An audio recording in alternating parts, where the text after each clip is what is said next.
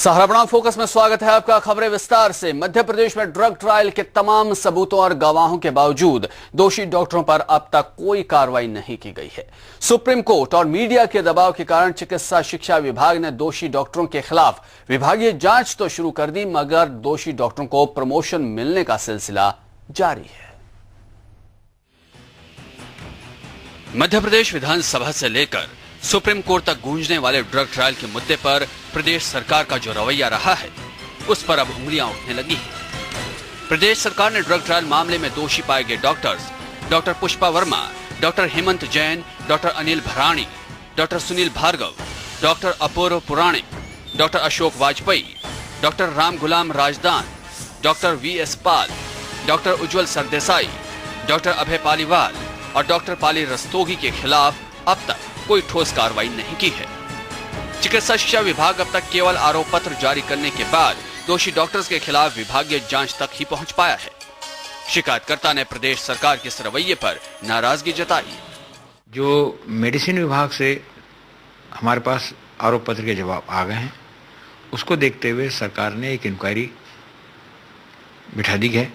उसमें आयुक्त इंक्वायरी इसके इंक्वायरी ऑफिसर रहेंगे और हमारे चिकित्सा शिक्षा विभाग से प्रेजेंटिंग अफसर हमारे जॉइंट डायरेक्टर रहेंगे। ये बहुत प्रक्रिया धीमी चल रही है, क्योंकि अप्रैल माह में आरोप पत्र जारी किए गए थे सभी दोषी डॉक्टरों के खिलाफ, और आज 8 माह के बाद सिर्फ निलंबन प्रस्ताव बना के भेजा जा रहा है, जो कि कहीं ना कहीं एक कछुआ चाल है कार्रवाई की। क्योंकि सबसे पहले तो ये जो डॉक्टर्स हैं, इनको अपने पद से निलंबित किया जाना था, उसके बाद ही आरोप पत्र जारी किए जाने थे।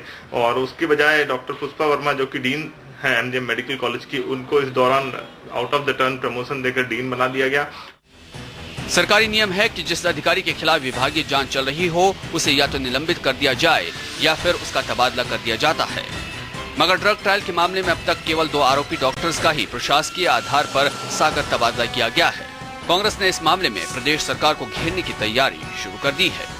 अभी तक मध्य प्रदेश में ड्रग ट्रायल के जितने भी डॉक्टर हैं, ना तो उनका ट्रांसफर किया गया, न ही उनको सस्पेंड किया गया।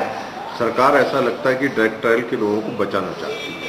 सरकार को तत्काल इस मामले में कदम उठाना चाहिए। नहीं उठाएगी तो कांग्रेस पार्टी इस मामले में सरकार को कटघरे में खड़ा करेगी। मैं तो ये क्लियर मानता हूं कि सरकार ही नहीं, मंत्री और अधिकारी सबकी मिलीभगत है, और सरकार स्पष्टतः इन भ्रष्ट डॉक्टरों को बचाने का प्रयास कर रही है।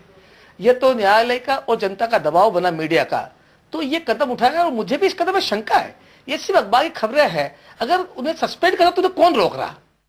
कहते हैं देर से मिला न्याय भी अन्याय के बराबर ही होता है। ड्रग ट्रायल के मामले में भी ऐसा ही कहा जा सकता है, क्योंकि तमाम सबूतों और गवाहों के बावजूद ना तो दोषी डॉक्टर्स पर। और अब इस वक्त धोनी मुंबई में है और वहां पर